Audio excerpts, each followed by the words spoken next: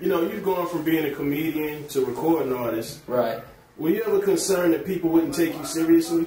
Most definitely. I was always concerned that people wouldn't take me serious in the music industry. Not only did I come from the world of comedy, also, you know, people first saw me on children's television, so to kind of be in the adult world of music, and especially hip-hop, where it's known for keeping it real. But I think the way I kind of got past all that is I just did me.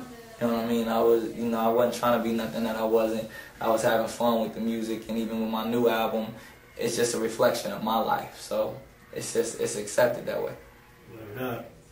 Now, with all the, you know, the stories and rumors and everything going around with Dave Chappelle, and not to dig too deep into that, you know, I know y'all as boys and everything. Right. Like, the whole thing brought up the whole issue of the reality of a comedian, a person that makes people laugh all the time. That's their job. How stressful is it being a comedian? Being a comic it can be stressful at times, but a lot of people don't understand. Most comics have a dark side to them at times, you know what I mean? They're very quiet, observant people more than just loud all the time and like they are on stage. They're just regular, normal people that go through things just like everybody else goes through things. And people just expect them to be on all the time, expect them to be cheesing and grinning all the time, when really they just like you and me. They just, you know, regular, and they go through things. What's everyday life for you? Do people always expect you to make them laugh?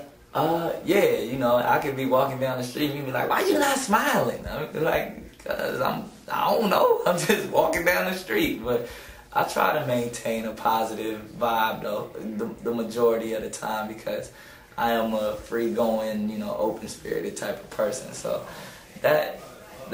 I'm probably more jovial than the average person, but I still, you know, you can have your days where sometimes you may not just be feeling as jipper. So, you know, you gotta make it happen. Okay. Now, in the case, especially for African American comics, it's like a lot of pressure to walk that line between what people see as legitimate comedy and what other people will call, you know, cooning or buffoonery or whatever. You know, does that kind of pressure ever get to you? But definitely the pressure of being an African American comic can come in where, you know, they always say African American comics gotta wear a dress, and yes, I've done that before on Nickelodeon and stuff, but it's really, to me, it's almost unfair that, you know, you got different comics that can, you know, in the white world that can do whatever, and it's just called slapstick and funny, but then when we try to do something on that same page, then they want to say we cooning or all that type of stuff, when really we just expressing our comedic ability as well. It's like we can do intelligent comedy and we can have fun with it too. It's all entertainment, and it's all there to, you know, bring joy into people's lives, and I don't think anybody's trying to degrade anybody or do anything of that matter. We're just trying to show, you know, our range. Okay. Now, you was in the uncut version of 50 Cent's Candy Shop. Yeah. And you even had a T-shirt on that said "Got Hoes." I had to dress for the occasion. Now, you having a background with Nickelodeon and everything like that. What made you make that decision to go in the video and, you know, show your mannish side?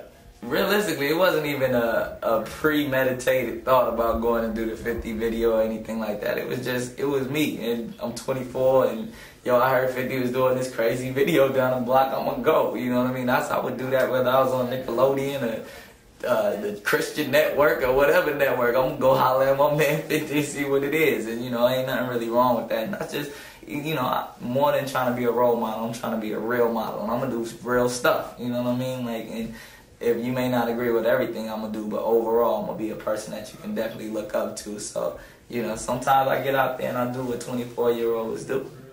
Okay. Now, this is my last question for you. A. Mariah, Ciara, Fantasia, Alicia Keys, and Jill Scott all nominated for the Best R&B Female spot for this year's BET Awards. Like, who do you predict to take it? Man, that's a